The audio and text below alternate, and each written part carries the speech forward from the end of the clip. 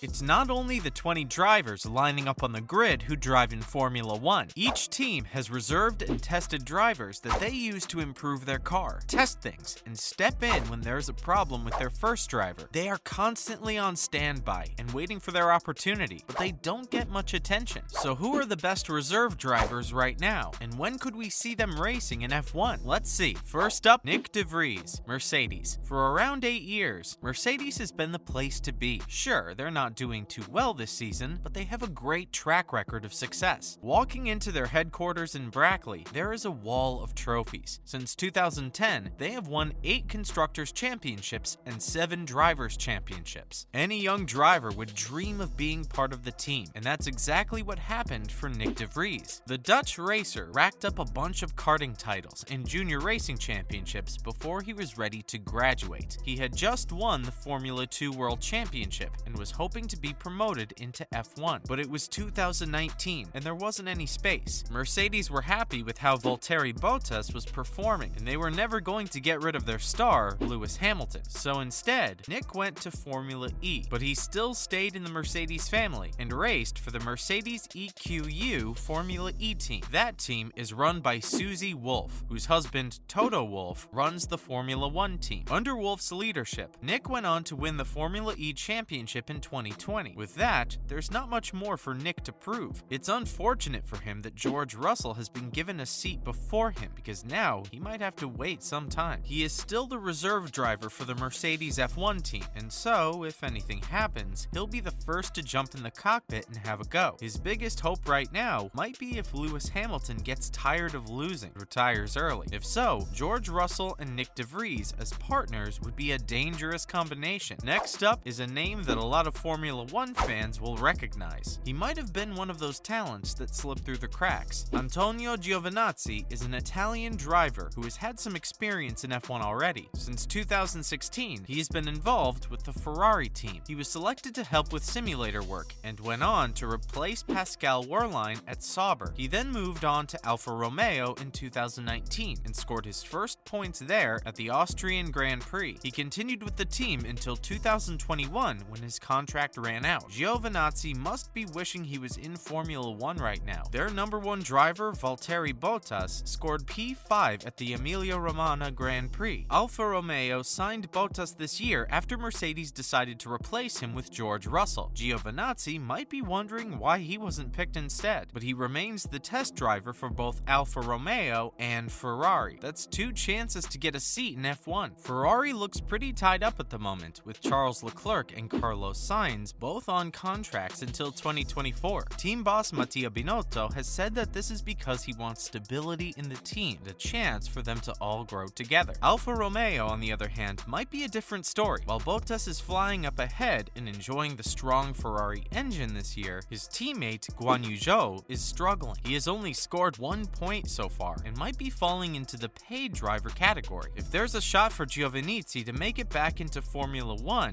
Zhou might have to step down. Which reserve driver is tipped to be the next big thing? And which current driver is also a reserve driver for Ferrari? Don't go anywhere, because all of that is coming right up. How could we leave out Nico Hülkenberg? The Hulk is a well-known character on the grid. He earned his stripes in junior categories by winning Masters of Formula 3 and the GP2 series, among other things. But when it came time to enter Formula 1, there weren't any great options for him. He bounced around between Williams, Force India, Sauber, and Renault with limited success. He has scored over 500 points in his F1 career, never managed to win or a podium. In fact, he holds the record for the greatest number of race starts without a podium. I'm sure nobody else on the grid is envious of that statistic. But despite that, he is recognized as a talented driver who could perform if given the chance. He stepped in for Sergio Perez and Lance Stroll at Racing Point in 2020, even won the Driver of the Day in one of the races. The next year, as Racing Point turned into Aston Martin, he again substituted in, but this time for Sebastian Vettel, and Vettel tested positive for COVID. This return to F1 has made Hülkenberg keen but not desperate to get back into F1. He does have other things to do. Outside of F1, he has won the 24 Hours of Le Mans and has tested for an IndyCar team in 2021. It would be great to see the Hulk back in F1, but it's nice to know that he has options. Up next, Mick Schumacher, Ferrari. Some reserve drivers are already driving for other teams. Mick Schumacher is currently a Haas driver partnered with Kevin Magnussen. He hasn't had the best start to the season, but he has a lot of potential. At the first race of the year, he just missed out on points in P11, but then had a big crash in qualifying at the Saudi Arabia Grand Prix. It was confirmed that he didn't have any injuries, but the car was a different story. The damage was so bad that Haas decided to withdraw him from the race. They could have fixed it in time, but didn't want to risk another hefty bill because cost caps will be harshly enforced this year. Mick might still be finding his feet in Formula 1 in his second season, but he is being thoroughly outperformed by Magnussen, who was announced at the last minute to replace the axed Russian Nikita Mazepin. If Mick wants to prove that he has what it takes, then he will have to lift his game. Last season, he was the only one wiping the floor with his teammates, but Magnussen is a much more experienced and skilled driver than Mazepin. Good motivation for the young German will be bright red lights of Ferrari. He is part of the Ferrari Academy and is currently a reserve driver for the team. All Mick has to do is show that he's up to the challenge, and he could be following in his legendary father's footsteps to Ferrari. Through junior racing, he showed that he was one of the most talented drivers in his class. He won Formula 3 and Formula 2 championships. Now, he just has to convert that to Formula 1. He needs to channel some of his inner Michael. Then, we have Oscar Piastri. Did you ever have that one kid in your class that was an overachiever? They would somehow score the top grades in everything and make everyone else look average. Well, in Formula 1, right now that kid is Oscar Piastri. He has stormed through almost every driving competition that he's ever been involved in. He won the Formula Renault Euro Cup, the Formula 3 Championship, and the Formula 2 Championship all in the space of 3 years. That's why it didn't take long for him to grab the attention of Formula 1 teams. They are always on the lookout for the next Max Verstappen or Charles Leclerc. In 2020, it was Renault who snapped him up. Piastri became part of the Renault Sports Academy in 2020, and they've been waiting for an opportunity to get him into F1 ever since. But this year, it was young Chinese driver Guan Yu Zhou who was called up to Formula 1 with the Renault Academy instead of Piastri. Zhou didn't have nearly as much success as Piastri, and a big reason for his promotion was the financial backing that he brought with him. That meant that Piastri was waiting at Renault for either Fernando Alonso or Esteban Ocon to step aside. Well, good luck with that, Oscar. Alonso has confirmed that he wants to keep racing for at least another 2 years, and Ocon is just moving into his prime. Renault sensed that their young driver was becoming impatient, and so they carried out an unconventional plan. They send him over to rivals McLaren in a bid to keep him happy. He's now a reserve driver for them, and it could either be the best or worst decision Renault ever made. Which reserve driver would you like to see back in Formula 1, and which driver deserves it? Let us know in the comments below. Thanks for watching, and we'll see you next time.